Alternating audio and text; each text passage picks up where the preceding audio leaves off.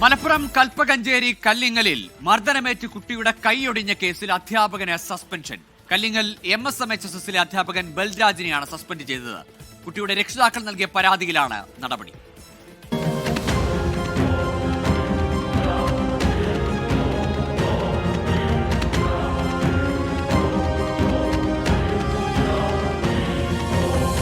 കല്ലിങ്ങൽ സ്വദേശിയായ 10 വയസ്സുകാരിയുടെ വലത് കൈപ്പത്തിയുടെയെല്ലാണ് ബൽരാജിന്റെ വടികൊണ്ടുള്ള അടിയിൽ പൊട്ടിയത്. വെള്ളിയാഴ്ചയാണ് സംഭവം. പനി മൂലമുള്ള അവധിക്ക് ശേഷം സ്കൂളിലെത്തിയ 5ാം ക്ലാസ്സുകാരി ക്ലാസ്സിലിരുന്ന് എഴുതിക്കൊണ്ടിരിക്കുമ്പോഴാണ് സംഭവം. ക്ലാസ്സിൽ ശ്രദ്ധിക്കുന്നില്ല എന്ന് പറഞ്ഞായിരുന്നു മർദ്ദനം. പിറകിലൂടെ വന്ന് വലതു കൈപ്പത്തി കടിക്കുകയായിരുന്നു. പരിക്കേറ്റ കുട്ടിയെ സ്കൂൾ അധികൃതർ ആശുപത്രിയിൽ എത്തിച്ചില്ലെന്ന് അമ്മ.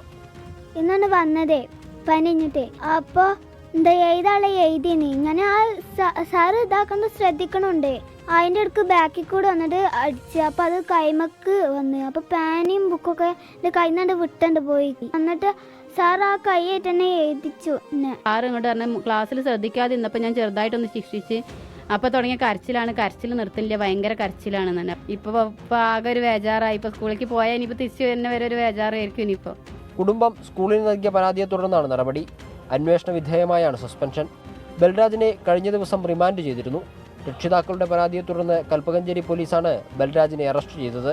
കോടതിയിൽ ഹാജരാക്കിയ ശേഷം തവനൂർ ജയിലിലേക്കാണ് മാറ്റിയത്. 24 മലപ്പുറം.